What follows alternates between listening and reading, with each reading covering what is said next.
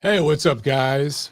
Welcome to episode 342 of the Neutral Corner Boxing Podcast. I am your host, Michael Montero, and this will be the last episode of the show for the year of 2022. It has just flown by, and we had a lot of good stuff this year. I know, me and my life, obviously some wonderful, wonderful things happen. It's been a up and down year, though, in my life. There's been some challenges, but there's been some great things. But overall, in the boxing world, there's been some big disappointments, but some memorable moments as well, right? And we could talk about all that.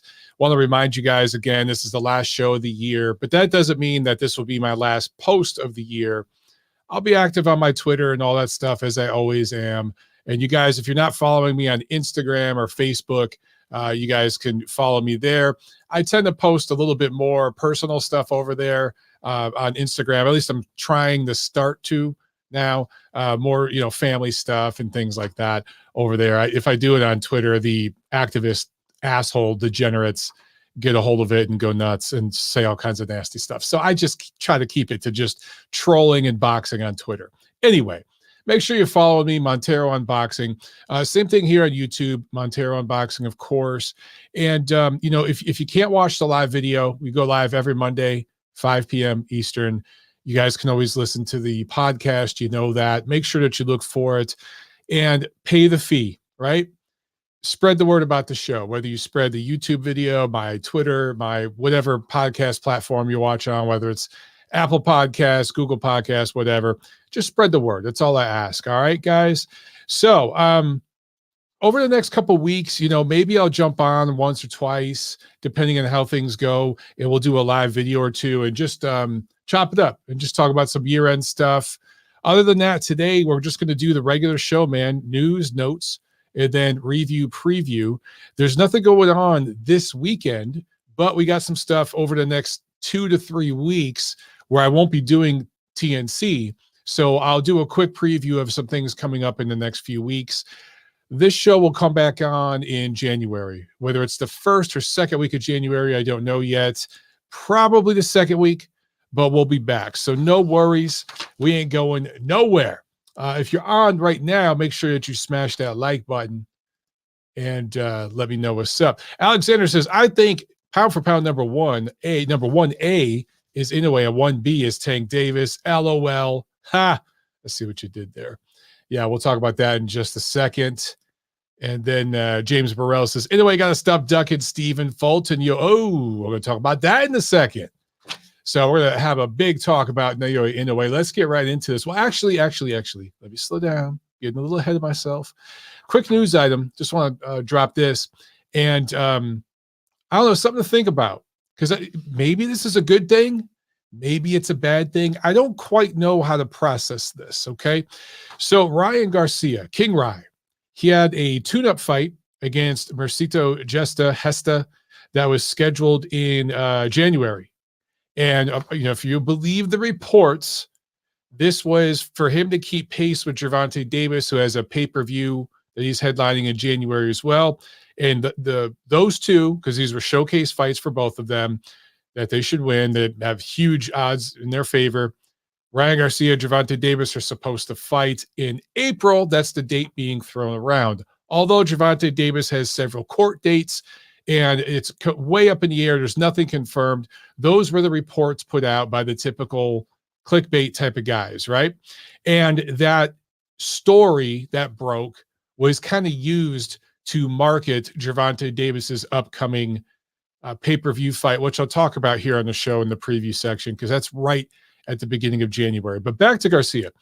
He was supposed to fight Mercito Hesta, and like I said, keep in pace, tune-up fight, get him prepared for Tank. He has said, I'm out. I'm not doing that fight. And what he has publicly said, the reasoning behind it is that he wants to focus on big fights. It's quote unquote not about the money. He wants to focus on the big fights, and therefore he doesn't need this tune-up. He just wants to go right into the Gervonta Davis fight. So the pessimist and the, I don't know, the curmudgeon in me looks at this and says, it's really hard to believe, Ryan Garcia. First of all, it's not about the money, but you're the one who held out during contract renegotiations with Golden Boy a couple years back to get this big old deal.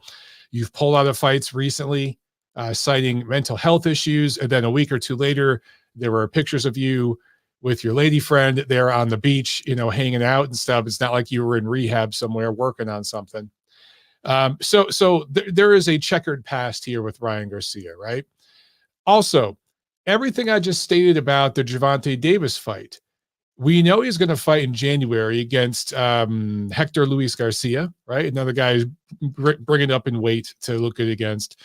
But after that, he does have court dates. Now, do I expect him to do any jail time? No. Rich people in this country don't do jail time, at least most of the time, when they get in trouble, especially athletes with well-connected people representing them. So I think he's going to walk, but there might be some community service charges or some, I don't know, I can't think of the damn word. Oh, I can't think today. I'm so freaking tired. Probation, something like that, right? It may be something like that. Could limit his ability to travel, to fight in particular jurisdictions or something. But I highly doubt it. I still expect, after all of the court dates and all those issues, for his career to move forward. But you never know. And obviously, if you're the promotion and you're all the ticket brokers involved and all the sponsors and the hotel and everybody else, the casino buying in, you're not going to drop a dime of money until you know for sure that all that legal stuff is taken care of. So the situation between Gervonta Davis and Ryan Garcia is still very much up in the air. So for Ryan Garcia to walk out of the Marcelo Hesta fight for the Tank Davis fight, even though it's still, again, not official, and we don't know if it's even going to happen, and or when it does happen, I certainly don't think it's happening in April. That would be like best case scenario. And how often does that happen in boxing? So that's why this looks strange to me. It just looks bizarre. Ryan Garcia did fight a couple times this year. He made a little bit of money, pocketed that cash. He's good. He's flush right now, right? He's not hurting for money. But man, you don't know if that Tank Davis fight's happening. And if it does happen, it might not happen till the fall. So Tank is getting his first fight in January. He's getting that fight in, and he's going to stay busy.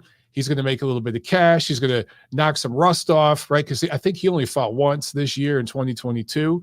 So he'll be right on pace with what he's been doing anyway, right? So if the fight with Ryan Garcia doesn't happen, it's really not a big deal for him next year. Him and, they got a business plan over there, what they're doing. So I don't know, man. I look at fighters from the past, though, and I try not to be that guy that looks at fighters today and compares them to fighters of yesterday and, all that. But you have to sometimes.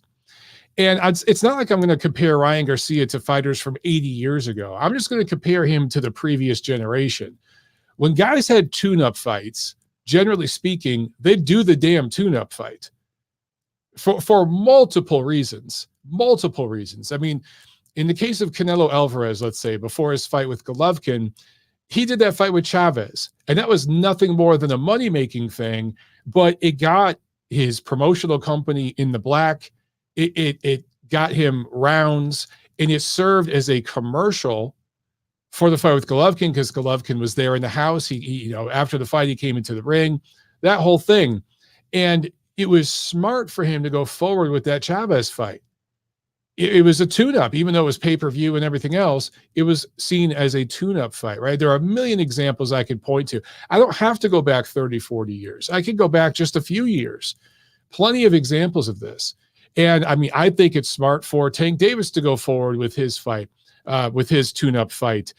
He has a little bit different of a situation because, again, he could end up doing 6 months in jail. I mean, Floyd Mayweather ultimately did some time in jail for domestic abuse. So perhaps Tank Davis will do a few months of jail time or something, and he wants to get some money in his pocket before that happens. Ryan Garcia is in somewhat of a different situation. It's strange to me that he pulled out of this fight. I don't know what to think about it. Curious what you guys think about it. But to me, it just looks strange. It just looks strange. And it just more and more and more, it feels like these guys just don't want to fight. these days. They just don't want to freaking fight.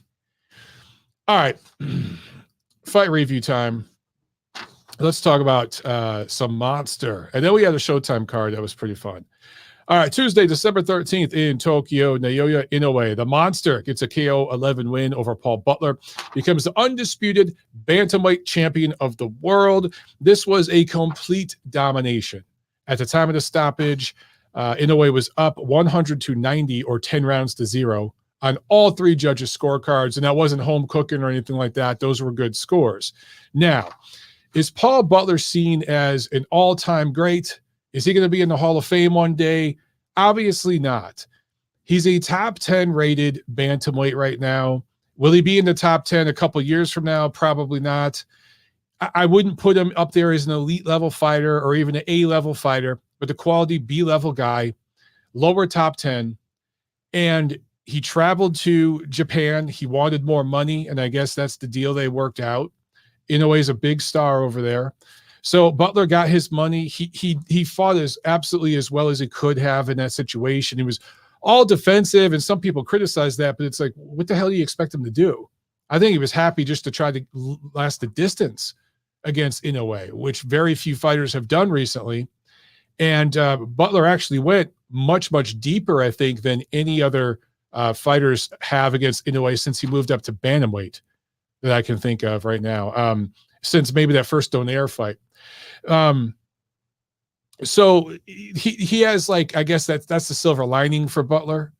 But overall, yeah, he's defensive. He's trying to stay away from probably the hardest hitter in the sport right now and the most dynamic offensive fighter in the sport, clearly, pound for pound. So I don't blame Butler for that. He did everything he could, okay? But the debate automatically on social media, particularly boxing Twitter, of course, is Inoue pound for pound number one? A lot of people out there actually have him number one pound for pound. So I'll give my thoughts on that in just a second. But I think that it's worth having a debate there, okay? What is not up for debate anymore is that Inoue is at least in the top 5 pound for pound. I don't know how any of you out there could not have him in the top 5. So to me, that's not even an argument. The argument is the placement, where you want to put him. However, there are some people out there, you guys that follow me on social, you've seen me retweet some of these guys, just trolling them, laughing my ass off, who say Inoue hasn't fought anybody. And people will bring up Nonito Donaire, and people will say, oh, well, he's shot to shit, 40 years old. And there's a kernel of truth to that. And I'm going to talk some truth about that in just a minute as well. We're going to do a deep dive here, okay? But he's still a first ballot Hall of Famer, and nobody's flattened him the way Inoue did. It was impressive. Either way you look at it, it was impressive, right? But for people to say he hasn't fought anybody and Donaire doesn't count because he's, shot, that's simply just not true. And it shows the ignorance a lot of fans, particularly in the United States, particularly certain YouTube channels and communities, I'm not even going to get into all that. They have two biases. One is size bias. They're size queens, okay? They only look at fighters that are a certain size or above.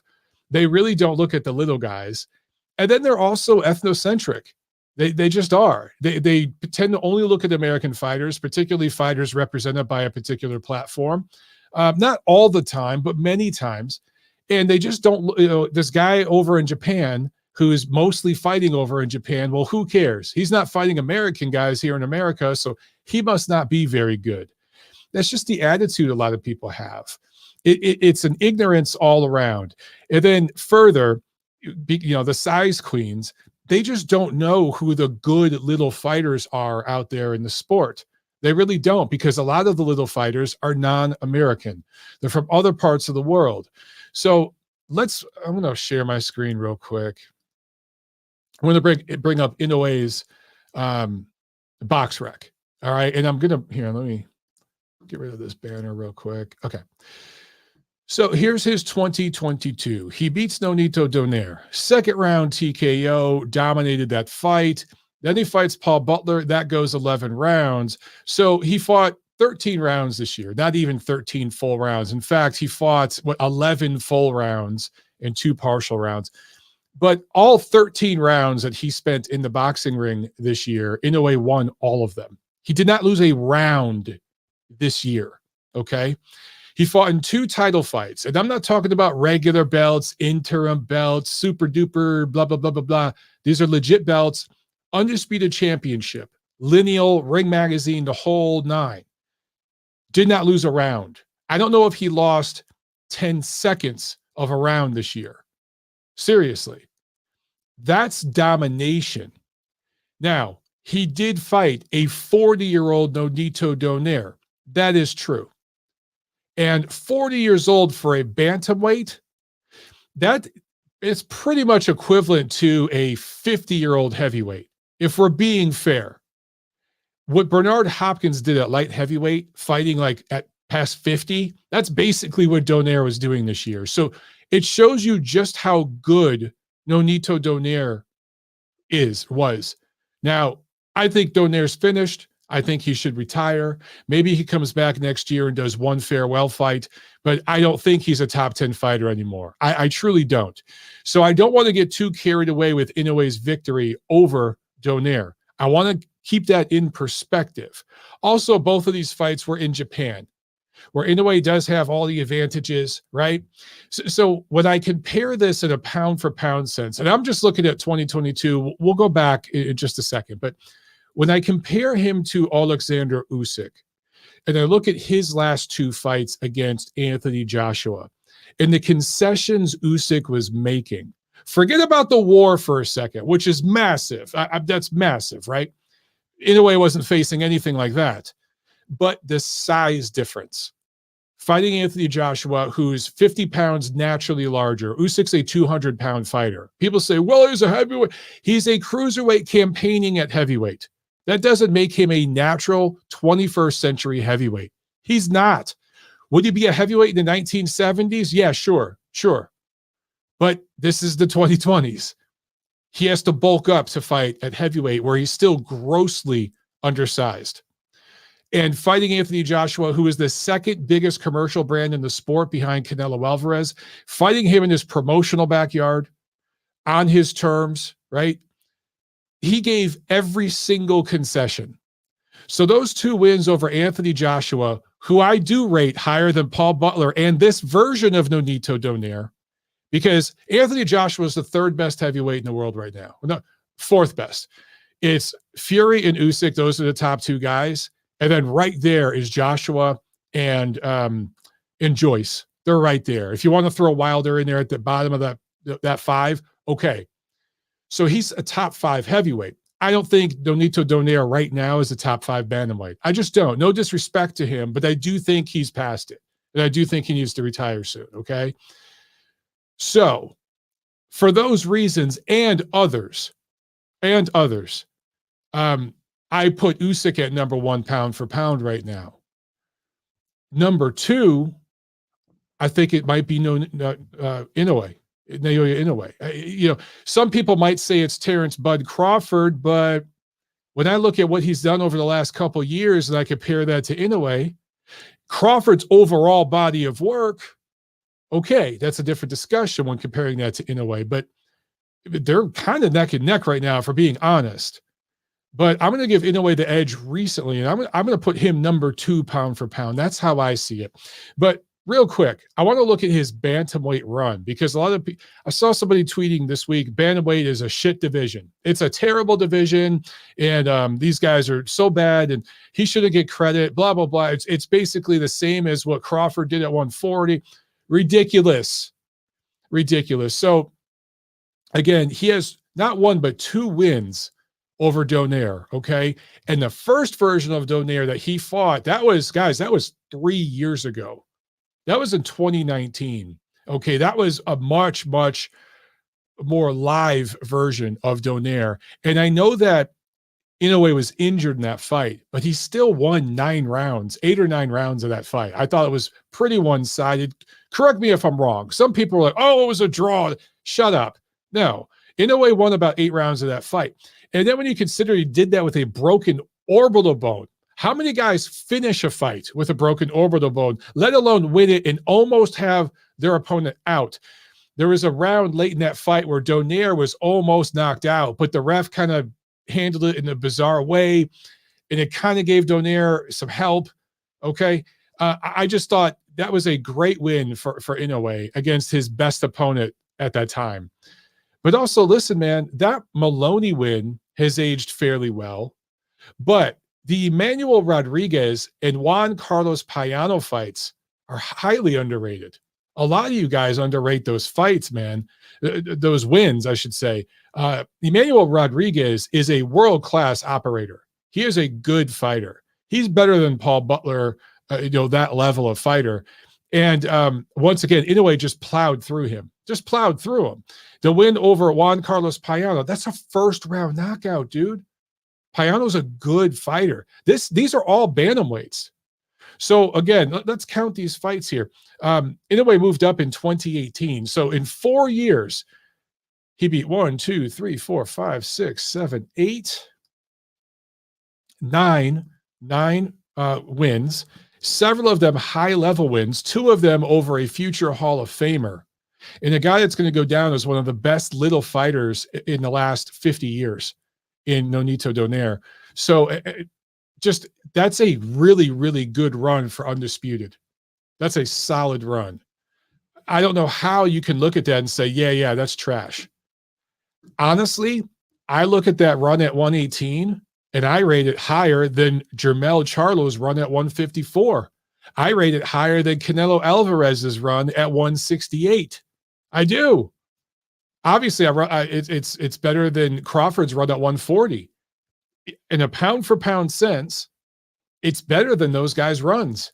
And I could sit here and do an hour-long video explaining why, but those of you who watch or listen to my show every week, you already know the reasons why, because I talk about this stuff all the time. So I think Inoue deserves tremendous credit. The one thing I will hold against him, well, I used to hold 2 things against him. One, he never unified. He never got undisputed. Well, he has solved that issue. Second thing, though, he kind of skipped over the 115-pound division. And that's something where, to me, the best little fighters in the sport, when I look at 126 and down, the best division is 115. It's unparalleled with all the little guys. It's a great division. And Inoue kind of jumped right over that. Now, he said he needed to move up to 118. That's what he needed to do. I think he did have some fights briefly at 115. As you can see, he did win a title there, right? While he was at 115, let's look back. I'm scrolling back down here. 2017. Yeah, 2014 through 2017. Dude, he was there for several years. And he never left Japan. Or I'm sorry, he did once. He fought on one of those Superfly cards in America. I was there for that. But he never fought the top guys. And 115 was a loaded division, still is. But at the time Inoue was in that division, your Estradas, your Chocolatitos, those guys were really, really high level fighters. So we're in and around that weight class. And I really wish Monster would have fought some of them. He didn't. It's too late now because he's at 118. And after this fight, he announced he's going to 122.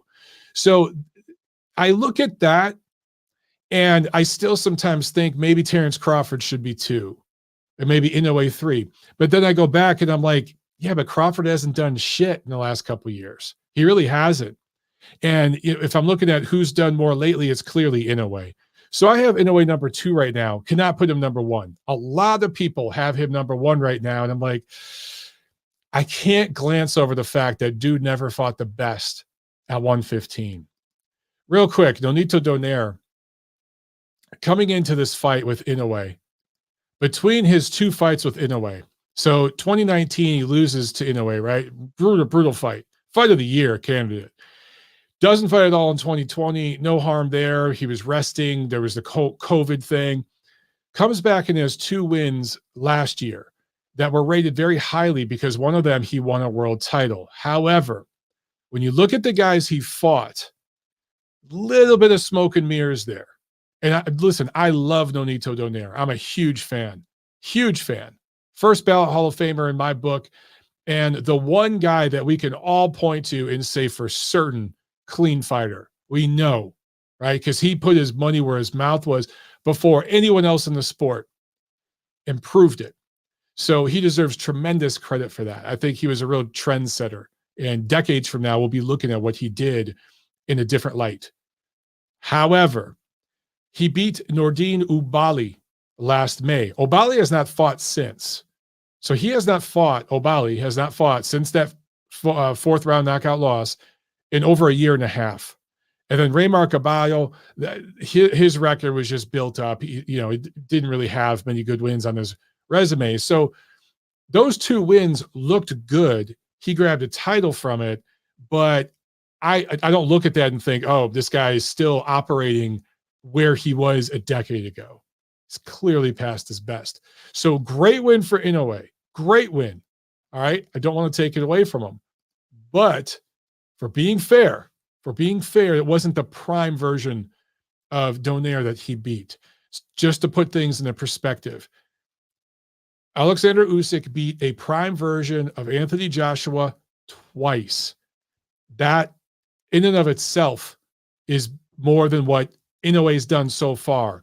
But he also cleaned out the cruiserweight division, just like Inoue did at bantamweight. And I think Usyk's cruiserweight run was more impressive because he did it on the road and probably against better fighters overall, or probably pretty even in terms of talent on a pound-for-pound scale. And then you look at everything he's done at heavyweight, the Olympic gold medal. I can keep going. You guys get it. You got to say Usyk's number one right now. All right. Real quick, 122. There's going to be problems for Inoue because the top fighter at 122 right now is Stephen Fulton, right? And then there's Murajan Akhmadiyalev. There's Rais Alim.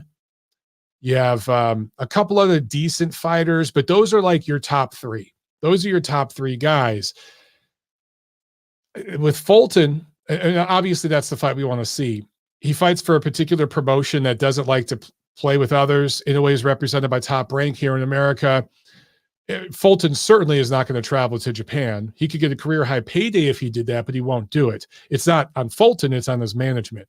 So who is Inoue going to fight now at 122? That is going to be a challenge for Top Rank, a serious challenge.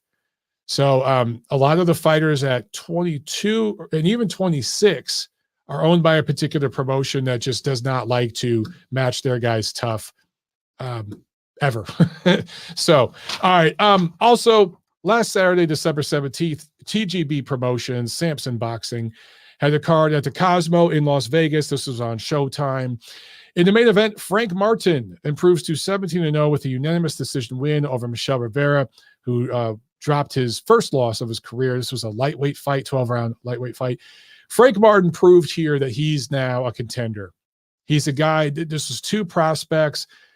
One guy really, really appears like his resume was built up, some smoke and mirrors there, came in with an O, was completely dominated by the other, who really showed some substance.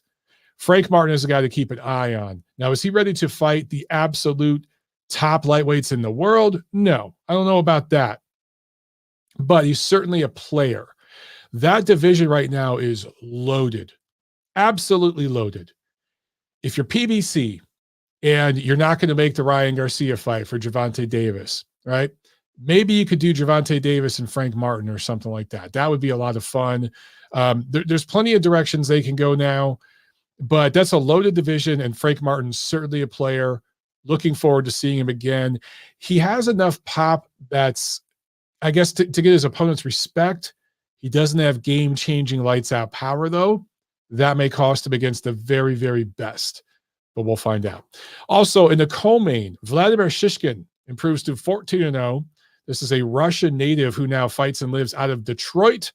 Scored a unanimous decision win over Jose Uzcategui at super middleweight. So, with this fight, I think Shishkin has proved that he is a player at super middleweight. But much like Frank Martin, I think even more so in his case, he has a lack of pop. He has a lack of game-changing, fight-changing, lights-out power. At least he seems to. that's going to cost him against some of the very best. One difference, though, one major difference is in that division, for whatever reason, a lot of the guys at super middleweight are just not big punchers.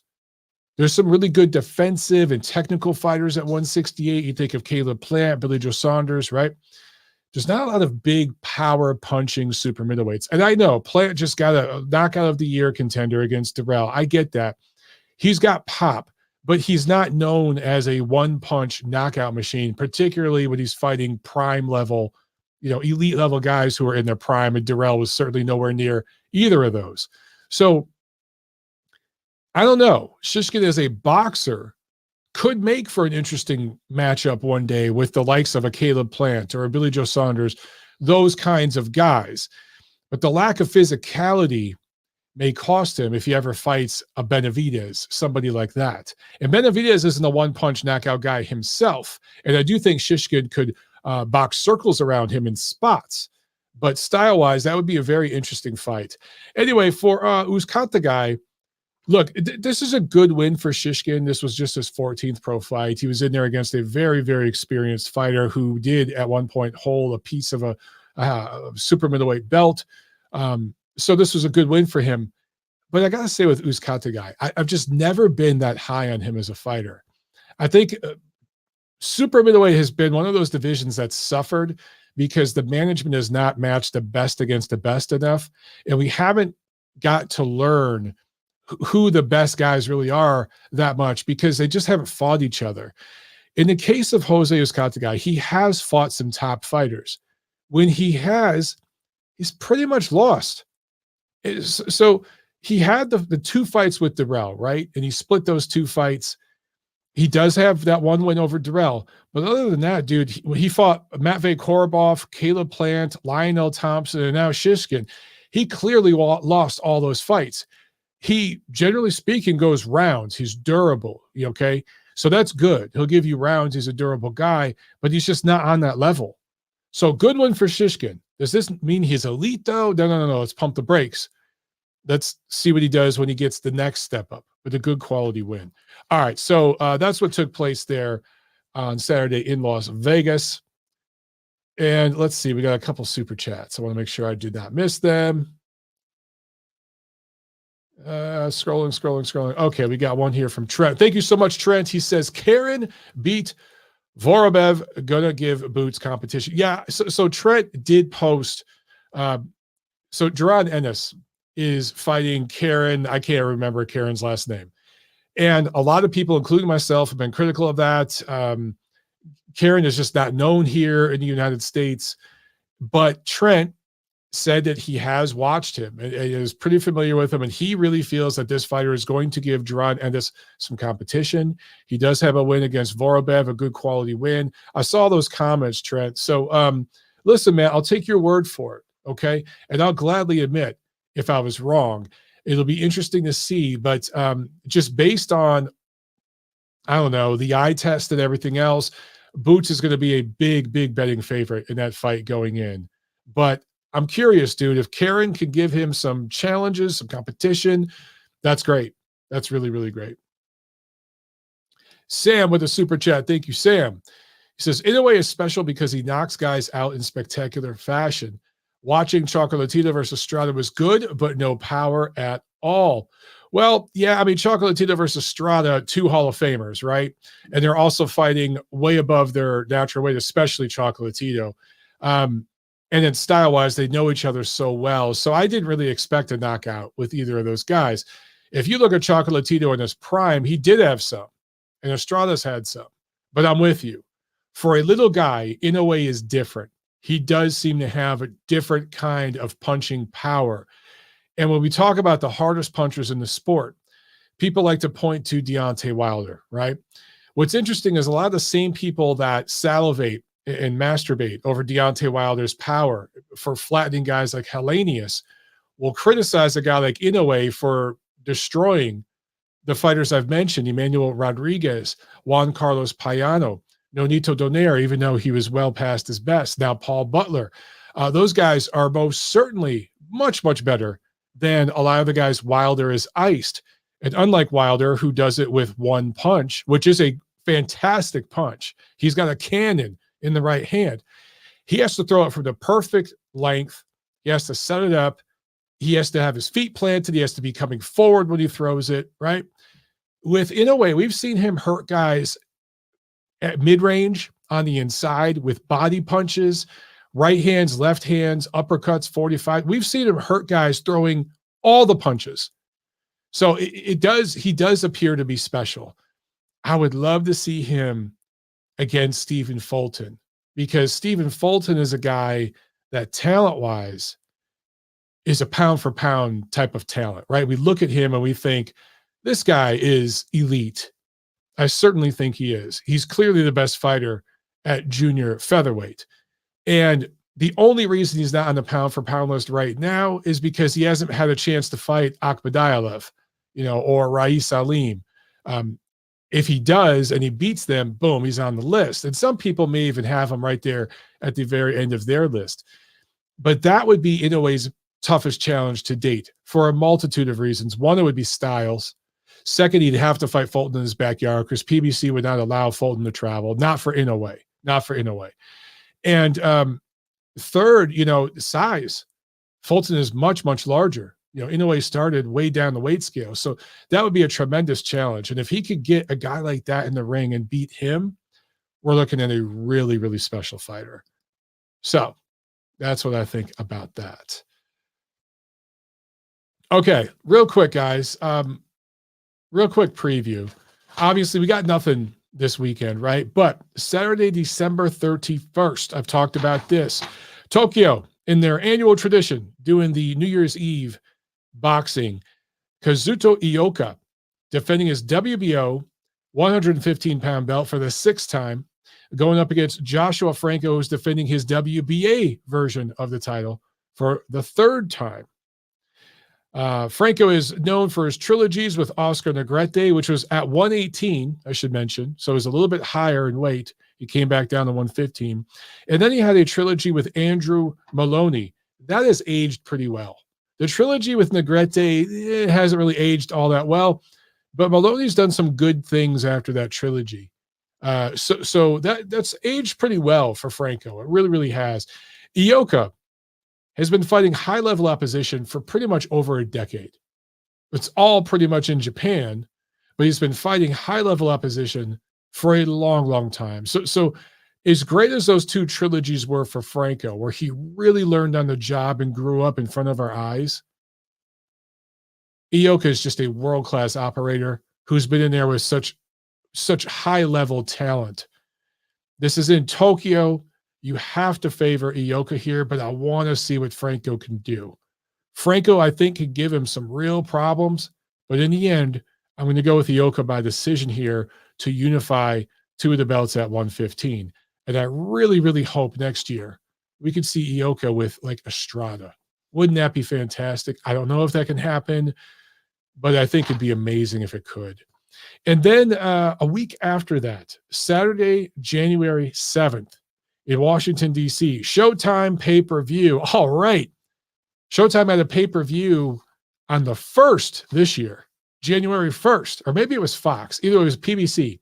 They're going to make you wait 7 days for the first pay-per-view next year, but they're going to continue with that trend. They are not changing anytime soon. Gervonta Tank Davis going up against Hector Luis Garcia, who is a 16-0 fighter who has fought at 126 for his entire career up until the middle of last year. So he spent a little bit, maybe over a year, fighting at 130. And he upset Chris Colbert in February. Obviously, that was his best win. Very, very good win for him. I think he dropped Colbert in that fight.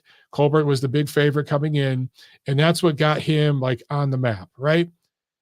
But as I mentioned before, he's really a featherweight. He's a blown-up featherweight. Doesn't have power at 130, at least not the kind of power that's really, really going to bother Gervonta Davis. Make no mistake, this is a showcase fight. They are looking at Hector Luis Garcia the exact same way that Golden Boy Promotions and Ryan Garcia were looking at Marcito Hesta. Same fucking fight. Just one of them's on pay-per-view.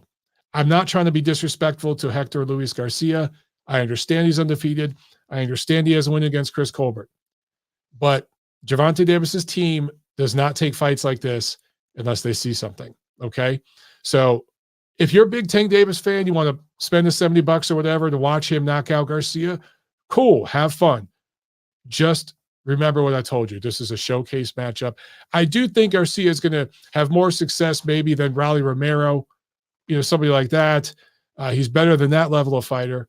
But in the end, Davis will win and win big.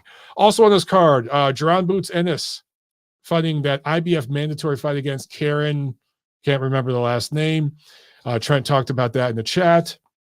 And then Rashidi Ellis, Demetrius Andrade, Brandon Lee, and Vito Mielnicki Jr. all in showcase matchups where they will be massive betting favorites and should all win, probably by stoppage. They should anyway. So that's what you're getting over the next few weeks. A little bit of good, a little bit of not so good, but that's what you guys are going to get. All right. And then, again, we'll reconvene in January and go over all this stuff. We'll review these fights I just previewed. And then by then, hopefully we have some more news to talk about what will be coming up in the first quarter of the year. All right.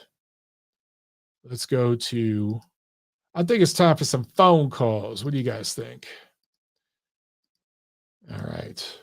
Wow, we got a bunch, guys. I don't know if I'm going to get to all these, but I will get to, let's roll through these quickly. All right. But I'll get through as many of these as we can. All right. All right. 559, you're on the show. What's up? We got a bunch, guys. I don't know if we're going to get to all these, but we'll get to. Hello? Let's roll through. Yes, sir. I can hear you, but I hear echo in the back. So can you turn your TV down? No, it's because. Yeah, it's me, Miguel, bro. Miguel Flores. What's up, Miguel? Yeah, my bad, because I was watching your show as I had the phone low. No worries. Volume. But then I heard the beep. Hey, well, yeah, how are you, man? Hope everything's good with you and Tiff and the baby. I've been seeing your Facebook posts and everything. So yeah, man, it's hard work, bro. I know you're stressed out. Yeah, it's good though, man. It's a good kind of stress. It's not even stress, man. It's just tired. That's all. But it's getting better. It's getting better. And my family's coming down for Christmas this weekend. They're coming down here, so we'll have a little bit of help. It'll be nice, man. It'll be great. It sounds fun, man. I hope you have a blast. Yeah, I'm just right here chilling, and I want just to chime in on a few things since this is the last show of the year. Thank you for all your hard work this year, Mike. We true boxing fans really appreciate it. Your resume is unparalleled. I mean, you're a boxer yourself and a journalist. Keep it up, bro. It's hard being real. You know what I mean? Thank you, brother. That means a lot. That means a lot, man. Oh no, yeah, you're welcome, bro. You're definitely welcome. I want to talk about the heavyweight division and how it's promoted. Because as we all know, things have changed drastically over the years. You know what I mean? As far as what you need to do, as far as who you need to fight, stuff like that. Everything's kind of watered down, I guess you can say. But I mean, it's still boxing, so I just wanted to really point out a couple of things. Okay, Top Rank has a few good heavyweights, and for some odd reason, well, it's not really odd. It's all about marketing and demographics and stuff. But they have Jared Anderson as like this next great thing, right? And I do rate him pretty high. First of all, he is a pretty good heavyweight, especially his long range right hand. He sets it up pretty good. Like you said, it reminds me of Lair Holmes. But man, I hate to say it, but even Top Rank, they're biased, dude. Like, you have Richard Torres Jr., Mexican American heavyweight, and even on the pod, even during the live broadcast, and even by some of the people on the show. No disrespect to anyone that had this criticism about him, because hey, we all get caught up in the hype sometimes, you know, about other fighters and how other fighters should look and this and that. But Mike, this is Richard Torres Jr. out of Tulare, California. He's the first super heavyweight Olympian since the 1980s, and nobody's even talking about that. Nobody wants to talk about it because obviously the hype is on Anderson, which is fine.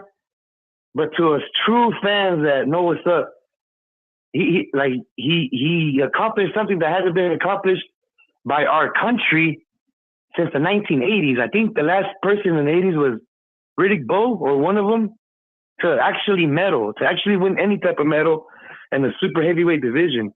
And I stress the super heavyweight division because in the Olympics, it is his own division. It's 250 pounds plus. And they're slightly bigger. Well, not slightly. They're much bigger and much taller than the regular heavyweights, I guess, that are like, 6'1", 6 foot, whatever. Now, even on Top Rank, they don't really acknowledge that. Like, this guy is literally a national hero. And I'm gonna straight up say it, but to what people think he should be appealing to or whatever, he doesn't look like what he's supposed to look like. They don't talk about it. And he doesn't just have an Olympic record. This guy has like a pretty good ass amateur record, man. And the only reason he didn't win gold, he won silver, and he went to the cards and he lost by a narrow margin. The only reason he didn't win gold was because the guy that he was fighting was actually is a professional as we speak, and was a professional Jalalov boxer at the time that he went to the Olympics, because the Olympics, they changed the rules a few years ago where pros can fight for medals now. Yeah, dude, he fought Jalalov. You know what I mean? I mean, that's who's probably the best heavyweight prospect in the world right now. He was 8-0 and still went to the Olympics and fought for amateur gold medal. So Richard Torres technically should be a gold medalist right now, because all the other competition, and as we watched it on CBS Sports app, dude, he flattened them. He had the best run out of all of them, even against the winner. He had the best. He KO'd all of them viciously, and it was fellow Ukrainians of the guy that beat him. The fight before the final one, he completely flattened the dude. Like, this guy is really, really good. He's not like your average heavyweight. This really, really skilled. And when I say really, okay, look, he's out of Tulare, California, and I'm currently on my comeback right now. I'm leaving Mexico soon to go train, et cetera, et cetera. But I trained with this guy. I never sparred him. I'm not up to that level yet to get to spar him. But by the way, I trained with him. Miguel, yeah. I should mention Torres beat Jared Anderson in the 2017 National Golden Gloves. I mean, bro, let's talk about that. I didn't even know that. Yeah. I didn't even know that, bro. But I'll say this, brother. So he fought 4 times this year. Okay. So Top Rank kept him busy. I think if I'm Torres and his team, because he's undersized for this era of heavyweights, he is a little undersized. He's more like Usyk size. But I want to be under the radar. Let Anderson have the limelight. Because there's going to be pressure that comes with that. And Torres can kind of be under the radar right now and just work on things, dude. He does go to the body well. He's aggressive. You know what I mean? I understand that.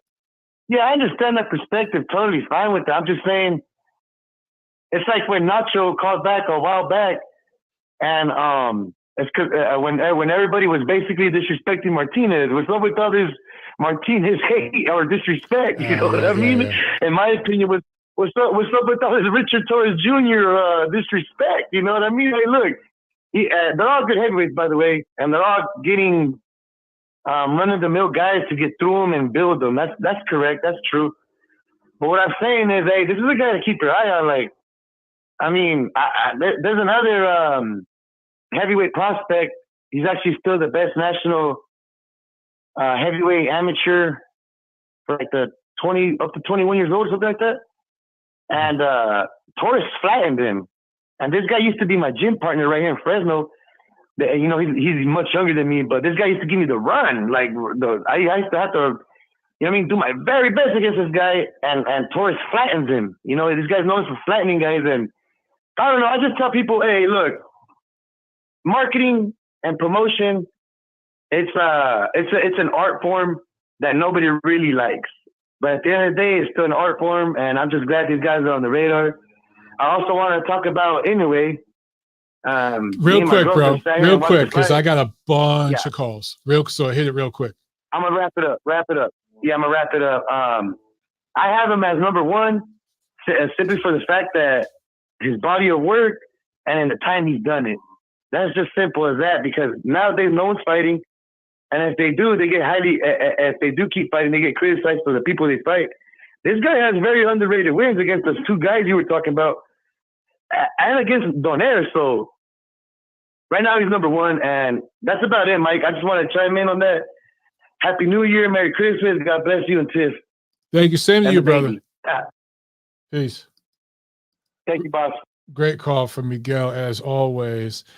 Some super chats to catch up on real quick, guys. Papa Chubby, thank you so much. He says, I think Karen should just be known as Karen. Who cares about his last name? I kind of agree with you, man.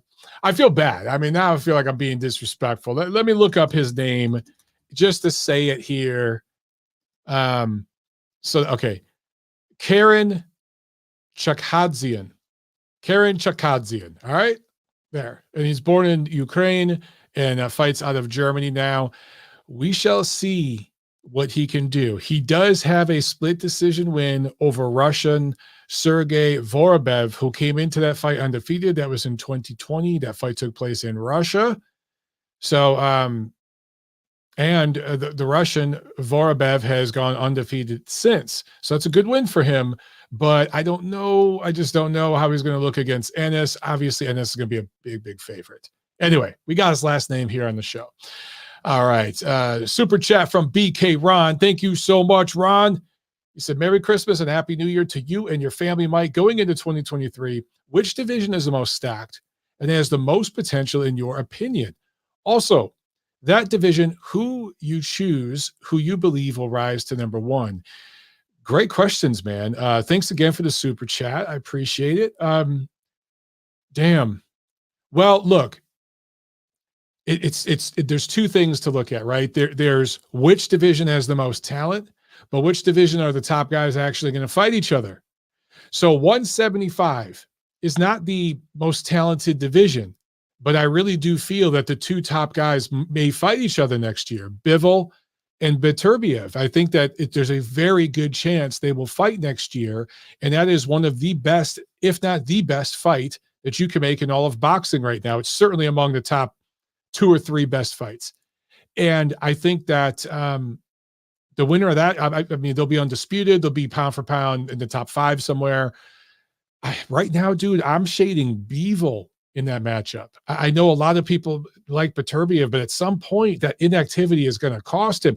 Let's see how Beterbiev, how he looks against Anthony Yard. I think that fight is happening in late January. Then we can properly assess that. In terms of talent, in terms of like young talent, particularly young American talent, 135 is where it is. There's several young, very, very talented, athletic fighters who, are all undefeated, and I want to see them fight each other. The problem is they won't. But if we got Gervonta Davis, Devin Haney, Shakur Stevenson, Ryan Garcia, all those guys to fight each other, dude, they become stars if they all did like a tournament right now. Also, 140. There are some really, really good fighters at 140. That division's stacked. People are sleeping on Josh Taylor. I still think he's a top fighter. Regis Prograis is back. Teofimo Lopez, I don't know what to think about him, but maybe he'll be a player, maybe not. He's going to be in a top fight at some point. And there's some other guys at 140 that I really, really like. Also, 122. That's not the strongest division, but at the very top, you've got Inoue, you've got Stephen Fulton, you've got Akhmadiev. That's another loaded division. 115 is also loaded. And now, the new up and coming guy is Bam Rodriguez. And you want to see what he could do. And he had an amazing 2022. You want to see what he could do in 2023. So there's several divisions I'm really excited about. I just hope the top guys fight each other. And I don't know if they will. As far as who will rise to number one at 75, right now I like Bivol. At, let's see, 140, I'm still riding with Josh Taylor. but he didn't have a very good year for sure. At 135, man, that's a tough one. I might take Shakur Stevenson at 135. And at 122, I'm taking Inoue. 115, I think Bam Rodriguez is the new guy. I think he's a stud, man. I think he's a stud. Okay. Trent Nonpareil with another super chat. Thank you, Trent. He said, good point. Jalalov, but Torres on a stretcher out cold for minutes. I remember that. That wasn't the Olympics, though, right? That was a couple years before, I think maybe in the World Championships, because he fought Jalalov twice and lost. And you're right. Torres was flattened by Jalalov. I think it was the World Championships, Trent. Correct me if I'm wrong. But give Torres credit because he had to fight him again in the Olympics and he went the distance. He lost, but he showed improvement. I thought he showed improvement in that fight, that rematch, and he went the distance against a much bigger heavyweight. And Jalalov, a lot more experienced at that point and just further along in his development. Again, if I'm Torres, he is undersized and he's going to be overlooked. He just is. Man, you could either get down to cruiserweight and try to fight there, but if you really don't want to do that and you want to fight as a heavyweight, just float under the radar right now and develop your resume. Build yourself up. Let Anderson get all the hype right now. That's fine. And just build up your resume. But yeah, Trent, to his point, he said, came back in the rematch. It was competitive for a silver medal. He's the real prospect. Yeah, I think he's definitely a good prospect to keep an eye on, but I do worry about his size against this era of heavyweights. But Top Rank develops prospects better than anybody, and they know that they're going to have something with Torres. They're going to be able to market the hell out of that kid. I want to say his father's Mexican-American. I don't know his mother's background, but I think he has a mixed heritage, which is going to help market him. And in California, having Mexican heritage, that's going to help market him there. He's a good-looking kid too. He looks like he could be a model or something. He's a good-looking kid, so that's going to help him as well. All right, am I all caught up? Yes, I am. Let's go back to the phones. Holy shit, guys! There's no way I'm getting to all your calls. I'm apologizing in advance. Let's blow through these as quickly as we can. Okay, 336, you're on the show. What's up? Yo, Mike. BLT, what's up, my man? I ain't gonna waste some time. Everything's good, man. I just basically, two big events for me this week was in a way, this is a fighter's fighter. I don't care where you put him on the pound, brother. He's a fight. Anywhere he fight, anytime he fight, I'm gonna watch him. Yeah. And the World Cup final, man. Man. Fantastic, man. Yeah, it was a good game. Argentina, man. I feel good for Argentina and Messi. He got his World Cup. I'm happy for him. Yeah. That I was rooting for him because I said, well, France wanted they return champs, let Messi get his World Cup and retire in peace. You know what I mean? Yeah. It's a good story, man. About it, yeah, because Ronaldo ain't get it, so True that. That's how it goes. Yep.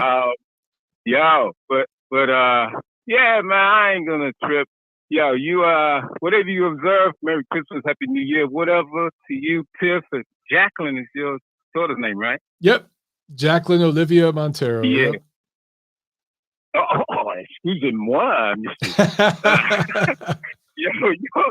Have a fantastic holiday. Have a safe one. Watch the fools out there, man. I'm coming in strong 2023, though, son. I ain't going to be playing, man. All right. I hope you keep that promise, brother. Have a great holidays, man. Fact. Yay, thanks, man. I will. Take care, man. All right, ciao. Here he goes, BLT. We love BLT's calls, man. BLT's energy is awesome. And BLT, I forgot to say, because BLT is in North Carolina where my sister lives. I'll be up there in January. If you're still listening, BLT, I'll be up there in January, right around the MLK holiday, because that's my nephew Luca's birthday. So I'll be up there in Charlotte.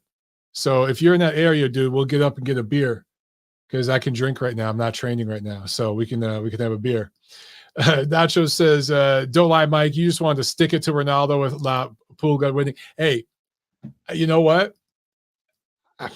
I'm not even going to get into the Ronaldo versus Messi debate because I know that's like a really messy debate. No pun intended. I'm not even going to get into that. I'm just happy for Messi. He got his World Cup. I look at France and I saw that like a lot of young players. I think they're going to be back. They're going to be back. They'll be all right. They'll be fine. I know Johnny calls in all the time from France. I know he's got to be mad at me because he knows I was going for Argentina. But come on, what do you want? What do you want? Of course I'm going for Argentina. All right, back to the phones. Nacho, what's up? How you doing, man? Hey, Mike, what's going on? Yeah, that was a hell of a game yesterday. They showed it at my gym yesterday morning, and everybody stopped what they were doing to watch that last like half hour and then the penalty kicks. That was incredible. Like that'll be the best game I've ever seen as far as a World Cup finale for sure. With the fights this weekend, Mike, like I said, I called it. I just felt like Frank Martin was a level above Rivera. I thought Rivera was a little bit of a guy who they maneuvered him correctly. They got him the right guys, and he looked good against the right guys. But I just felt like Martin was the better guy, and he proved it on Saturday. Rivera was never able to make the adjustment of fighting a southpaw. And it's really puzzling, Mike, because he has a good guy in his corner with Rivera, with Herman Casado, the guy who trains Luis Ortiz. And I was just puzzled that they never figured out a way to get him to get away from Martin's left hand and kind of try to guide him into a different strategy once he saw that he wasn't going to be able to beat him the way he was fighting. You know, it was really weird, but all the credit to Martin. He completely outboxed him. You know, he beat him easily. I was a little disappointed. I was kind of hoping he would have stepped on the gas a little bit and tried to take out Rivera to really put an exclamation point, but he just felt like it was too big of a lead to not, you know, to go out there and possibly let this guy hit a home run. So I kind of understand why he did it, but still, it was a great performance. Like you said, Mike, I think he becomes a player at 35. As far as like who he fights next, I'm going to be curious to see who the PBC comes up with because they are not very deep at 35. And I don't know who else that they have that they can legitimately match him up with. But it'll be interesting to see who he fights next. The other two fights, like you said, Mike, Shishkin's a decent fighter, but at the same time, how much credit do you give him for that win against Uzcategui, considering that Uzcategui got beat by Caleb Plant almost 4 years ago, and since then he hasn't won a meaningful fight. He's just fought a lot of guys and lost. So at this point, he's kind of become more of a journeyman more than a legit contender at this point. So, I mean, you give Shishkin credit for winning the fight, but in reality, I'm not putting a huge amount of stock into him beating Uzcategui. It'll be interesting to see who they put in against Shishkin the next time he fights, because like you said, he doesn't have very heavy hands, and there's other guys in the division who might have better power than him. So I'd be kind of careful how you match him as far as trying to, you know, move him along in his career. And then I was actually going to talk about, there was a card on Saturday afternoon, Mike, before the Frank Martin card. It was two prospects that I've heard about, and I kind of seen a few of their fights, and I was curious to see how they were going to fight this past weekend. The first one was Suleiman Cisco. He's a welterweight. He's from France, and he fought Singula and I think it's Mbule. He's from South Africa. He's a pretty tough, rugged guy who has pretty heavy hands. And Sissoko went out there and basically, you know, outboxed him, and he won a pretty comfortable decision. But he did get, you know, kind of tested by Mbule. So, you know, he looked good, and I think he can be a player at 47 because he's not that far away, I think, from being a contender because he's kind of up there. He's 31, and he doesn't really need too many more fights. I think he's going to be a contender sooner rather than later. And then the other guy was Christian Mbili. Right. He's another guy from France that is a super middleweight, and he fought Devin Alexander's older brother, Vaughn. And yeah. you know, it was kind of a glorified sparring session because Vaughn Alexander's a tough guy, but he's real limited. Yes. So Mbili just kind of used him as a punching bag and just punished him, and he won a pretty comfortable decision. I hope that Mbili gets some shine at some point here in the U.S. along with Sissoko. I think both of those guys, can compete at the highest level, but it's going to be interesting to see if their promoter decides to put them on here in America as the competition steps up moving forward. But I like both of those guys. I think they're going to be two guys that are going to be people to keep an eye on for next year and moving forward. Just real quick before I get off, Mike, are you going to do a Friday preview of the Tank Davis fight that Friday before the fight, or are we going to wait till... I actually might do that. Yeah, I probably won't do TNC that week, but I probably would do like a Friday show maybe before that. It might be kind of fun. It just depends on how things go with the family, but I think I probably would. Okay. Yeah, I was just curious because the fight's that first Saturday, and if there's no TNC, then know if we were going to talk about that Monday after. Yeah, so I was just curious about that. All right, Mike, that was my call. I'll talk to you when that show comes up, hopefully in January. All right, thanks, Nacho. All right, man. Yeah, later. All right. Did I miss anything in the chat, or do we just keep this thing going? I think we're caught up. Let's keep it going, man. Let's go to Ceylon in Memphis. I think he's in Memphis, Tennessee. 901, you're on the show. What's up? Mike, how you doing? I've got a couple of things to add about the Donaire and Inoue and 118, and then, was hoping you'd answer that, and I'm going to be brief. Okay. I think it's plain as day that Donaire has shown he's a better fighter now than he was in his prime. He was not a two-fisted fighter in his prime. He is now. He's a two-fisted fighter with KO power in both hands. Nordine Ubali totally ground down Rashay Warren. The quality of that fighter is ignored or unknown. Donaire wasted him. Just wasted him. And the Gaballo fight doesn't matter. Gaballo got the crap beaten out of him 118 to 110 by Manny Rodriguez, but they dropped him, and one of the judges even gave it 118, 110 to Raymar Gaballo. But Raymar Gaballo, they're very generous 1-2 of those rounds. Just got punched up the whole time. But, that was a job. But, Donaire he may be older, but he hasn't lost any mobility. He was never a super quick-footed fighter. His timing is clearly just as good as it ever was. He's also a two-fisted fighter now, where he was a one-fisted fighter before. He doesn't have the limitations he did in his prime. He has all the weaponry he used to have in his prime. And he's got a decade of experience.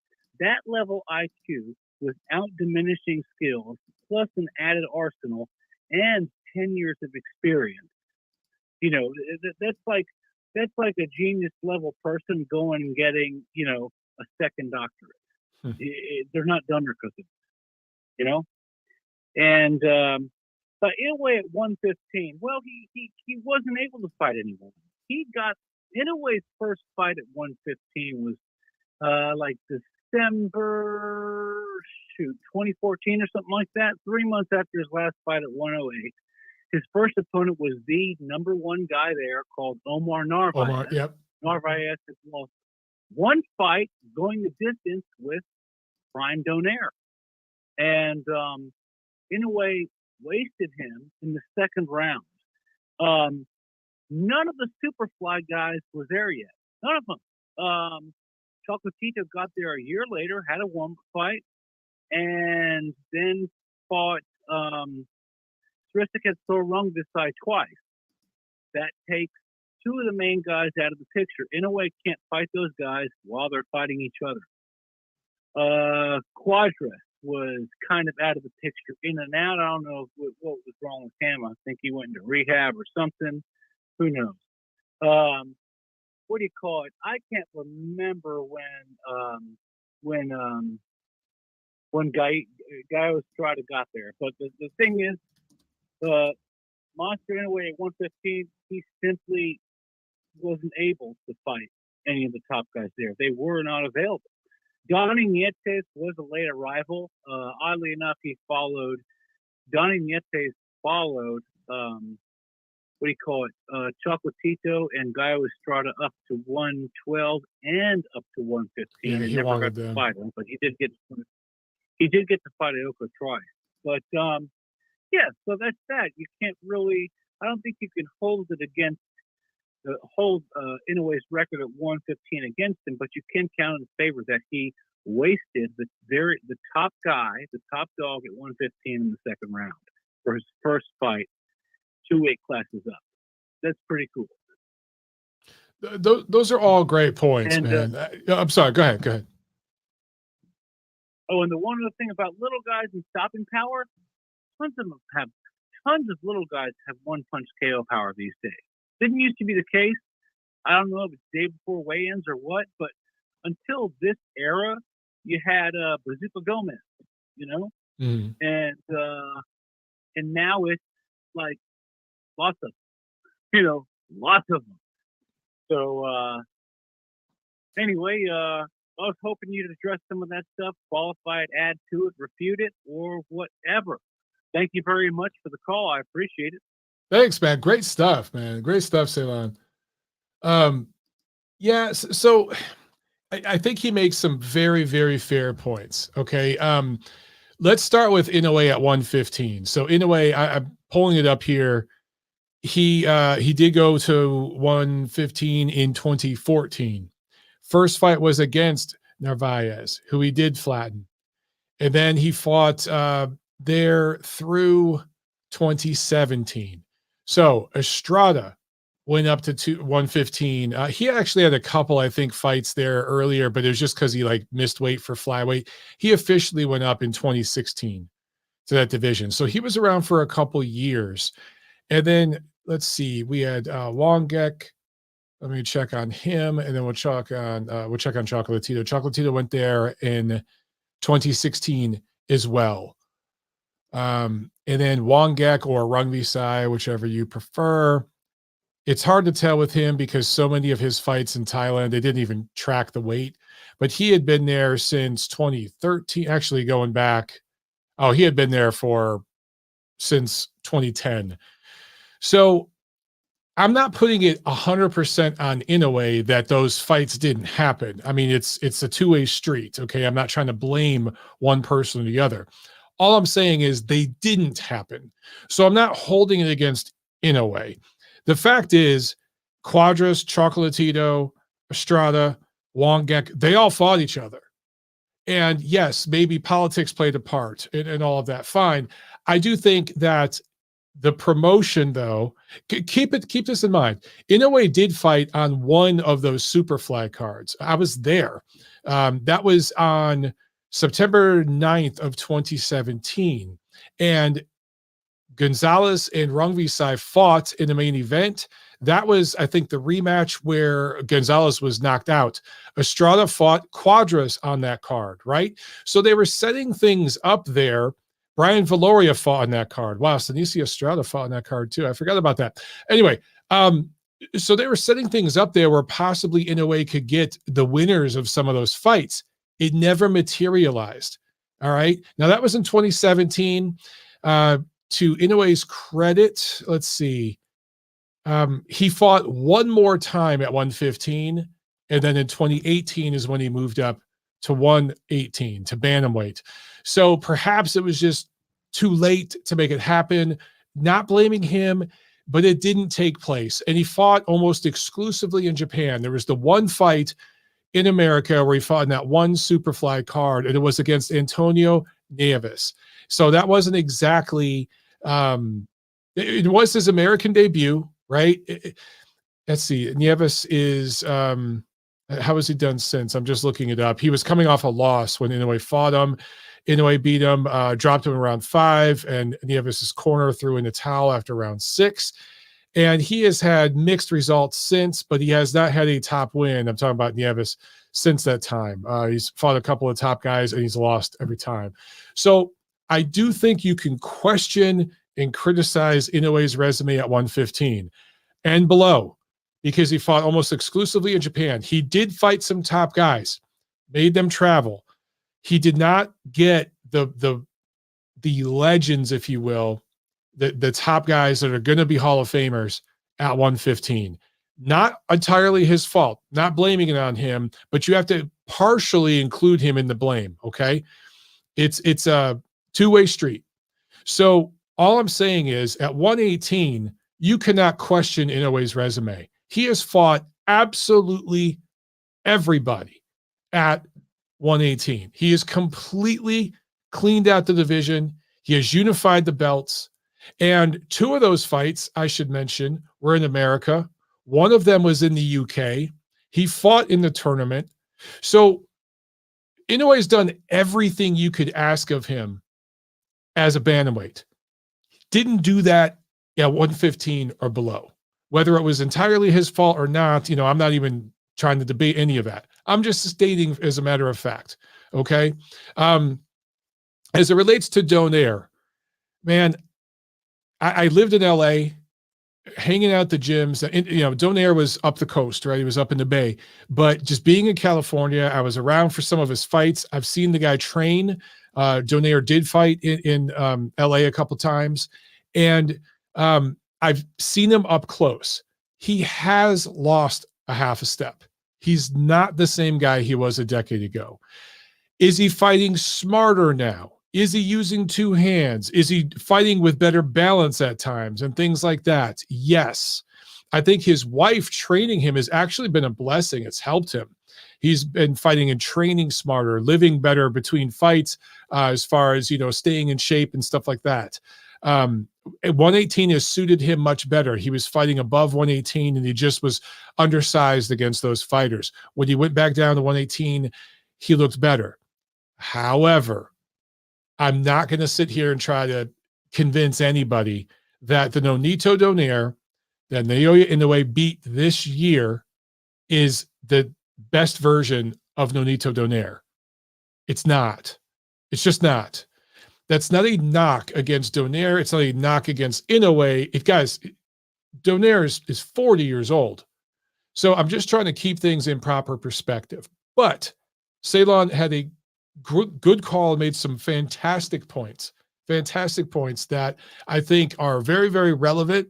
And again, look, if there's people out there that want to rate Inoue number one pound for pound right now, you'll get no argument from me.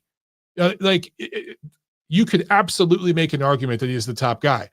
I just shade it to Usyk for the reasons I mentioned before. That's it. All right, back to the phones we go. All right, guys, let's plow through as many of these as we can. I think this is Hamed. 796, you're on the line. What's up? Yeah, hello. How's it going? Good. How you doing, Hamed? Yeah, I'm good. I've got a couple of things to say about Inoue. I do think he's a top 3 pound for pound fighter. You could rank him 2, but I would say when he fought Donaire in 22, Donaire I don't think was ranked by anyone on the pound for pound list. But if you go back a decade ago, I think he was Fighter of the Year by Ring Magazine, and yes, he was on the pound for pound list, quite high. So I do think there is some context to it, but nonetheless, it was a great performance. I would give him more credit for the first fight, personally. Yeah, I'm with you. I rate him very, very highly, but I give the edge to another fighter. But look, there's a lot of people out there that have Inoue number one, and you can absolutely make that case because he's been so dominant recently. That counts. A lot of people prefer dominant performances over just getting the W, and Inoue has been dominant. I would give Usyk more credit, but I would too. Can reach. Yeah. I think moving up from cruiserweight to heavyweight is tougher. I know it's the hardest thing to do in the sport. Without question, Yeah. It is the hardest thing to do in the sport, and it's criminally underrated how difficult it is.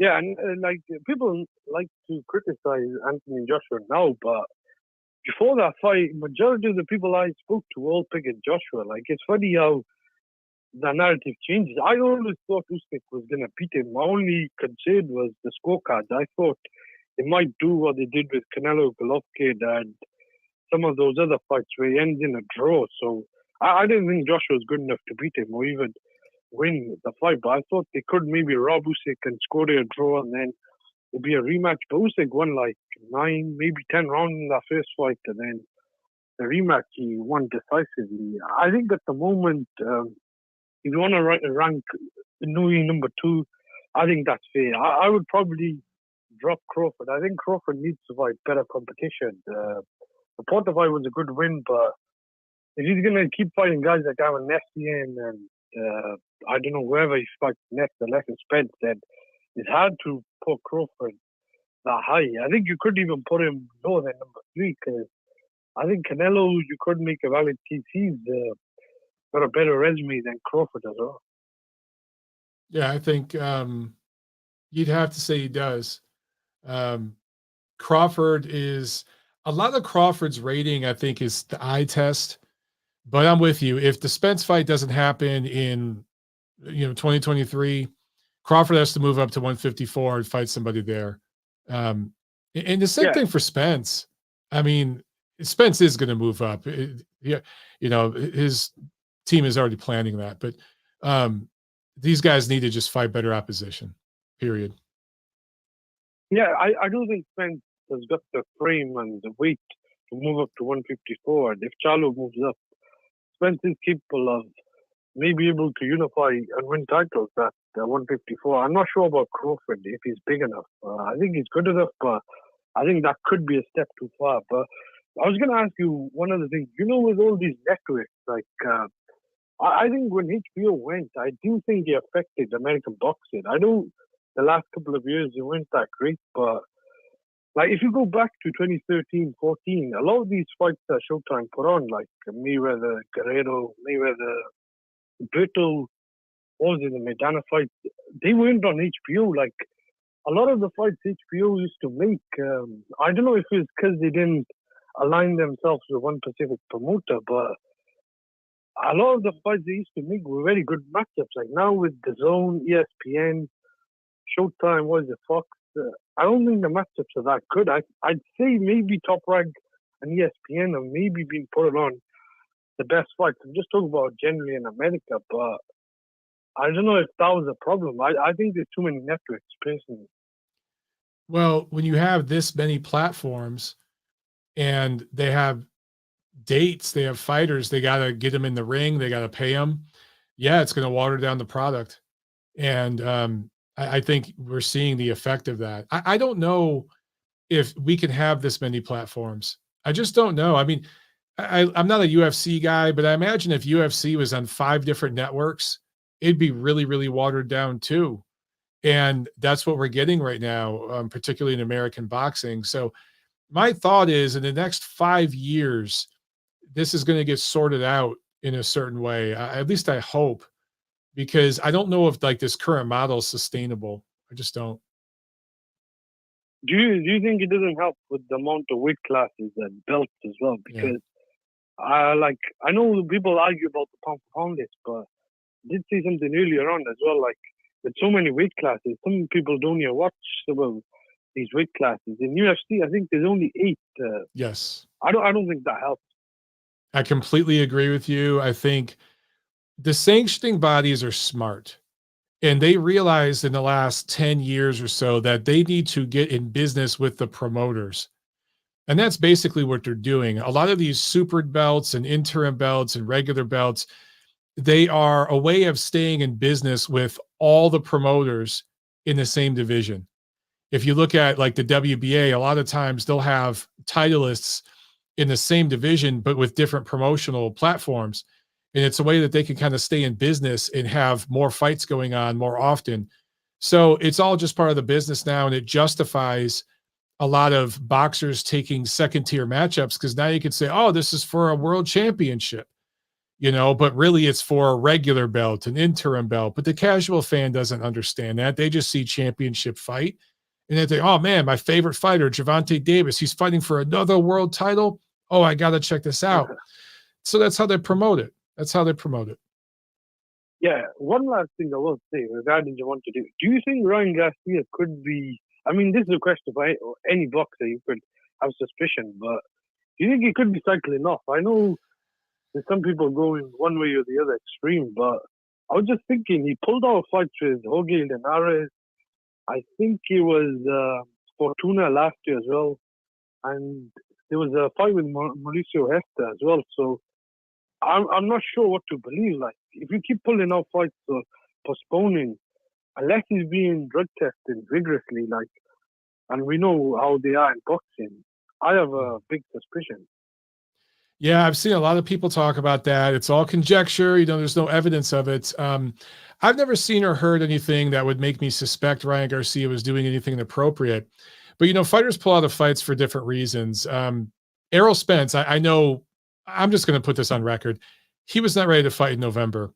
And it was actually his side that wanted to delay the fight until next year. That was a big part of it. Also, the budget issues at CBS. Yeah, because he was just overweight. He wasn't ready to crunch down and make weight. He wanted to be able to take his time and do it more comfortably. So the fights get delayed for that kind of a reason too. But yeah, with Garcia, listen, man, I have no idea what's going on. I have no idea, but I do know that a lot of these guys are doing things now.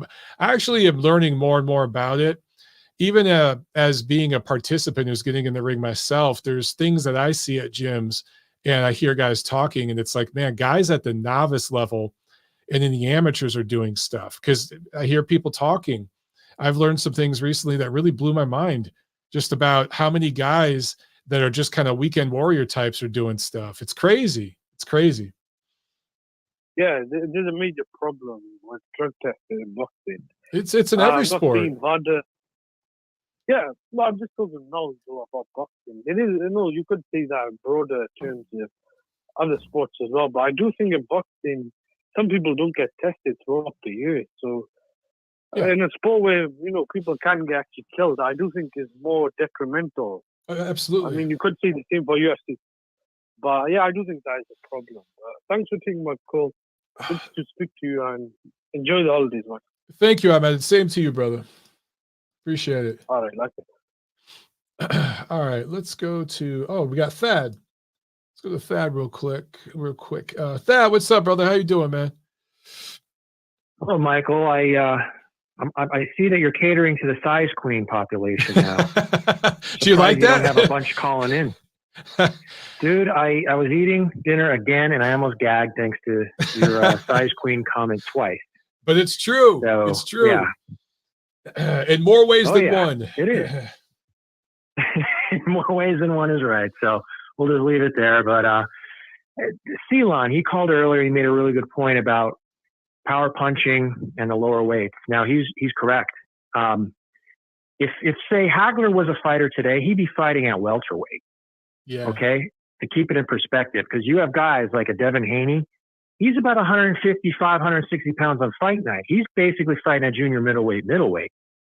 So if we could put that in perspective, you're seeing guys today that should, be fighting 2 or 3 weight classes ahead of where they're at. So again, that's kind of why you see a lot of lower weight classes with more power. Does that make sense? It makes a lot of sense. I think it's a really, really great point. I do think with a lot of the smaller fighters, there has been a massive style change in the way that they're training now and the way that they're punching and turning over. I think the guys used to just bounce around like bumblebees a lot more back in the day. They're sitting down on their punches more, but I completely agree with you that they're fighting at unnatural weights. And a lot of these guys, particularly in Latin America, you can buy weight cutters and all this different stuff over the counter. It'd be like going into a Walgreens. And they do it, and it half-lives out of their system in 24, 48 hours. They do it all the time. Yeah, and that's a problem. I would rather just go to, same-day weigh-ins for boxing again. And, you could eliminate that problem because then you really couldn't use the drugs. to cut weight. And Exactly. It really would limit the playing field as far as certain fighters getting advantages. A lot of it has to do with, with the money behind the fighter. I mean, they could afford to use the PEDs and get away with it. So let's just put it there that Marvin Hagler, if he was fighting today, he'd be fighting at welterweight, maybe even squeeze down to junior welterweight. That's pretty amazing. He was 5'9", but he was, yeah. But as far as, end of the year awards, Usyk by far, #1 pound for pound, there's no question. Like you said, the hardest thing in boxing history was for a lighter weight fighter to move up to heavyweight and win the championship. Billy Conn almost did it against the great Joe Louis. Yeah. Yeah. And how many light heavyweights have failed in that quest? Frazier beat one. Holmes lost to one, famously, but I thought he should have won the rematch. It just doesn't happen. Okay. But when you go to look at today's heavyweight division, which are behemoths, Usyk, what he did was unbelievable. I just still can't believe that he beat AJ basically in his promotion's backyard with every advantage. That in and of itself is just an accomplishment that it just doesn't get done in boxing. So yes, he is pound for pound #1 unequivocally. Fighter of the year, Dmitry Bivol, speaks for itself. He beat the top contender at light heavyweight in a very, very underrated division. And Canelo, he upset Canelo as an underdog. There's nothing you could say about that. So those are the two clear-cut winners, in any kind of award end of the year, as far as I'm concerned. And again, it just goes to show that the times, how boxing has changed over the years and where we're at. We have to keep that in perspective. The fighters today, after the weight changes, I think it was in 88 maybe, that, the same day weigh-ins went away. You have to weigh everything differently. And when you're grading a fighter on Hall of Fame and other awards and pound for pound, you really have to take the measurables into consideration, what era they are in. Mm-hmm. Okay. And yeah. So again, without too much redundancy, one thing I'll leave you with is this. And every year, I seem to call in at the end of the year about this, that it's a travesty that Nigel Benn and Dariusz Michalczewski are not in the Hall of Fame. And when you're having this year, the voting, I'm imploring people to take a good hard look at the omittance of certain fighters, and especially these two. Dariusz Michalczewski was 48-0. He unified 3 light heavyweight belts. Okay, he beat Virgil Hill, who held 2 of them. Unification fight that goes under the radar. He beat Virgil Hill before Roy Jones did. After Virgil Hill beat Henry Mosk, and Henry Mosk was undefeated and a very highly rated fighter, and he beat him in his prime and a very clear win. So for him not to be in the Hall of Fame is a travesty when you have people that are coming up now. Okay, because Carl Froch is going to get in the Hall of Fame. Froch was not as good a fighter as Michalczewski and Nigel Benn. Nigel Benn had one of the greatest wins in boxing history as an underdog against Joe McClellan. The most brutal fight I've ever seen at middleweight or super middleweight. That was an all-time win, and it was a tragic win, but it was unbelievable. Okay, for that fight alone, he deserves it. But then he went over to America earlier in his career, knocked out Iran Barkley in 1 round. Name me one fighter who did that. Yeah, Barkley was a badass. That's a very underrated win. Yeah. And he was knocked down in that first round as well, and he stopped him. He knocked him down 3 times and got a technical knockout win because it was a 3 knockdown rule. But he came to America and blitzed him. He also came to America and beat another underrated fighter, and not a lot of people are going to recognize this name except the hardcores, and that's Doug DeWitt. He stopped him in like 7 or 9 rounds, I believe, at middleweight for the WBO belt, which wasn't, didn't carry the weight it does today, but it was still a signature win in a foreign land. So, it's very embarrassing to not have those 2 fighters in the Hall of Fame. So I know people listen to your show, and I know things get lost in the shuffle because everybody's concentrating on the now, and there's not a lot of historians left in boxing. It's all a lot of new wave guys, and much respect. I mean, a lot of these guys do a good job. But when you're voting for Hall of Fame, you have to take a look at the predecessors. So there's no reason. These two fighters should not be in the Hall of Fame. It is a travesty and a miscarriage of justice. So, again, I'd like to get your take on that. And if you got to get to other callers, they're stacking up, then you could cut me off and I'll listen. Okay. So, yeah, I'll just say this. It's they need to rename it the American Boxing Hall of Fame. It's not the International Boxing Hall of Fame. There is crazy underrepresentation of fighters from Asia, Eastern Europe, Africa. They just, even UK guys that should be in there. Like you mentioned with Ben and Mikucheski, those are two guys that I think are very deserving, more deserving than guys who got on the ballot this year. But yeah, there's nothing I can do about it. I vote, and unfortunately, it is what it is. All we can do, Mike, is raise awareness and just keep putting it out there. And maybe, like the size queens, maybe they'll come out of the woodwork and, they'll come and join your show, and they'll find out they're getting, being talked about a negative connotation, and they'll probably sue you. But, it's just like anything, like you got to get the publicity out there. So the last thing is, Jalalov, someone mentioned Torres before. Yeah, he got flattened in a fight. And that was in the World Championships. It was an emphatic knockout. It was a scary knockout. So Torres coming back and going the distance in the Olympics was a feat. But let's just put this in perspective. Jalalov lost to Joe Joyce in the Rio Olympics. Oh, yeah. Joe Joyce. Yeah. He lost to him in the 16 Olympics. So long ago, you don't think, but yeah. And Joe Joyce did get ripped off in the final against Ioka. He should have got the gold. That's why we undersell Joe Joyce. And we undersell the heavyweight division. There's a lot of talent in that division. Maybe the most in quite a while, since the early 90s. But with Fury and Usyk at the top, then you have AJ and Joyce, two of the strongest contenders out of any division, neck and neck right behind. And then you have a solid base behind that. Otto Wallin, a lot of people are going to laugh when I say that name, but just like I was hyping up Joe Joyce all those years previous, I'm telling you, Otto Wallin is a problem. Okay. He has a great style. He's very cerebral. He takes a great punch. And if AJ does fight him next, don't be shocked. Don't be shocked if Wallin puts up a better fight and actually, loses a controversial decision in that fight. Because he won't get a decision because we all know why. But yes, he does have the tools to beat an Anthony Joshua. He would beat Deontay Wilder. He would beat Deontay Wilder silly. So whoever wants to put money on that one, go right ahead. I know people are going to laugh because they just don't know, what the deal is. But the heavyweight division today, it's a live division. I just hope we get the fights we deserve to see. So with that, Mike, have a Merry Christmas, Happy Holidays, and take it easy on those size queens, okay? Okay. Same to you, Thad. Appreciate it, man. Thank you. There he goes.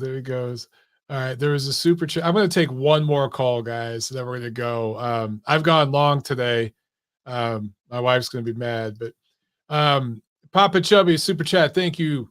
He says, Mike, who do you like for trainer of 2022? Garcia? Yeah, so I tweeted, I think yesterday, it was over the weekend, our days are all blurring together, but I tweeted my best of for 2022. And, for trainer, I think you can make a really valid argument for Derek James, but you can also make a really valid argument for Robert Garcia. That particular category this year, I just don't know who else you'd put in there as a top candidate because a lot of the guys just didn't fight enough.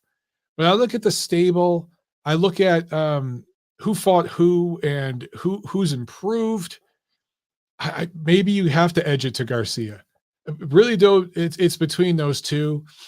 And it's what do you value higher? Do you value the fact that James has a guy that won undisputed and another guy that's got 3 of 4 belts? Or do you value that stable that Garcia has and how well some of his young fighters did this year and the marked improvement some of his guys have shown? I tweeted the other day, and I tweeted for Derek James, but now thinking about it, I probably would rate Garcia higher. But I don't. You really can't go wrong with either of those two. You really can't. So flip a coin and whatever you prefer, I'm good with. Super chat from Aaron Gortman. Thank you so much, Aaron. He says, love you, Mike. See you in 2023. Thanks, man. I love you too. I honestly, guys, and that's why I want to do maybe we'll do another live where I come on, and it may not be a Monday or a Friday. I might drop in here on like a Wednesday and just have fun and drink a couple beers with you guys and just talk life. We'll talk boxing, of course, but we'll talk about all kinds of stuff because I really, really appreciate you guys for supporting the show and hanging out with you every week. It's, I think we've talked about this before, but it's therapeutic when you're going through tough things, and I've been through some tough things in recent times, both professionally and in my family life, my personal life, and you guys have just you guys have just been there with me, and it's been great, man. So thank you so much. But yeah, we ain't going nowhere. We'll be back in 2023. All right, one last call. I want to get Omar on because I know Omar called last week. And I'm sorry, dude. There's like 10 other calls online right now that I'm going to have to drop. But let's get 201. You're on the show. What's up? You're the last call of the day, of the year. Up, my brother? Last call of the year, Omar. Oh, man. Such a heavy burden. The weight is on your shoulders, my friend. So you got to make it good. Oh, I'll make it better than good, brother. You know that. Well, first off, I just want to say one thing. Corey Gibb, what the fuck? What the fuck? Who? I don't know if you saw the fight or not. Corey Gibbs, the fight. Did you see Corey Gibbs fight Jimmy first? No. That just happened this weekend. Oh, okay. Well, that's the first time I've seen an undefeated fighter lose his record because his mouthpiece or gum shield kept flying out, which was hilarious within itself.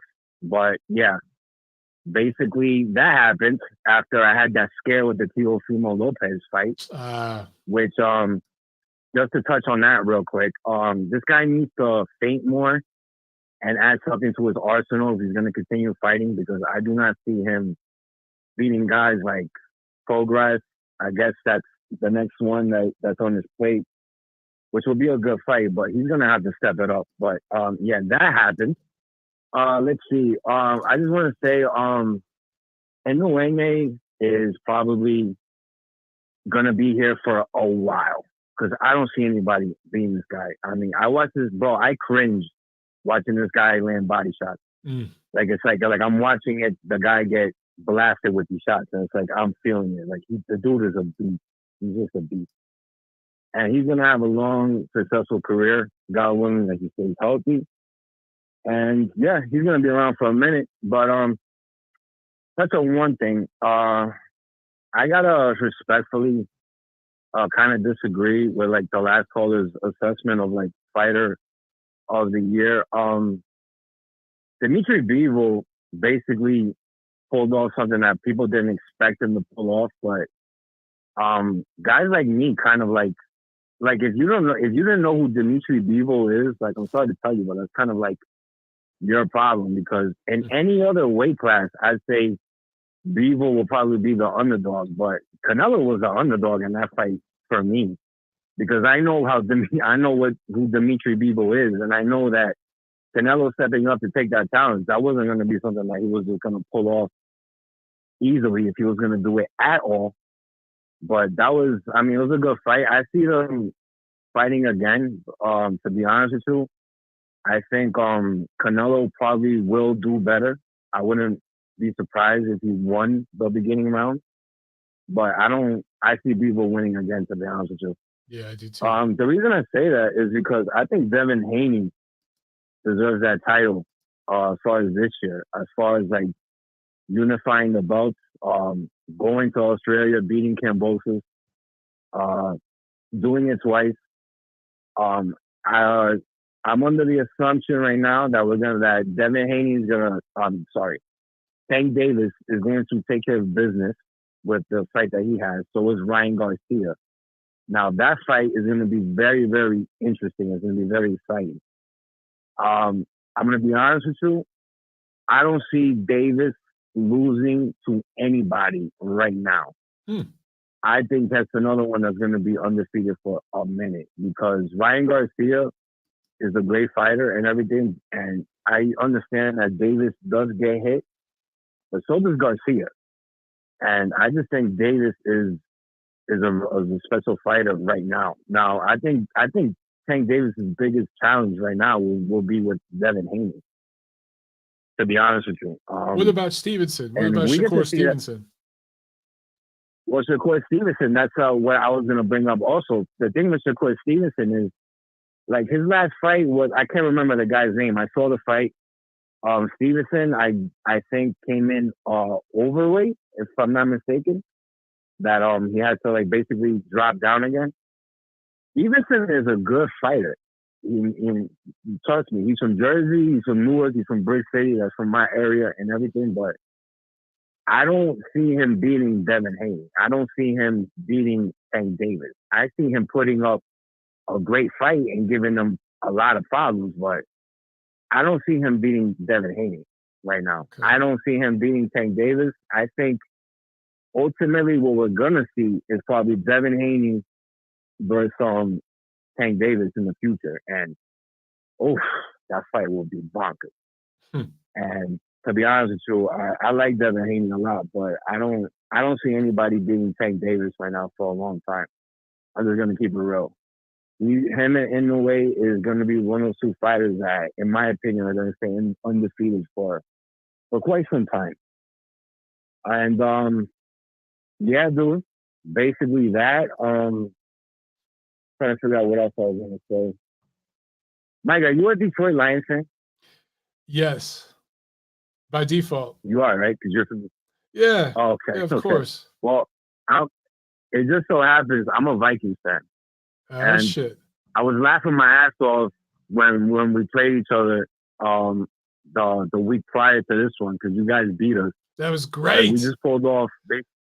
Yeah, and you guys just beat the New York Jets. Yep. 6 of 7, bro. 6 of 7. Dude, and I was gonna take what was it? I took the Lions over my Vikings, to believe it or not, because I know that you guys are playing better and you guys actually won.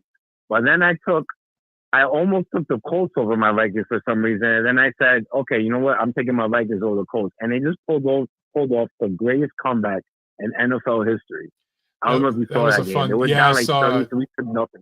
I saw the ending. of it. Yeah, that was great, man. The Yeah, Vikings dude, are fun and this year, the bro. only reason- The Vikings are a lot of fun to watch this year. Yeah. No, they are single-handedly one of the reasons that NFL is so entertaining to watch this year. I mean, Justin Jefferson is a beast. It's insane.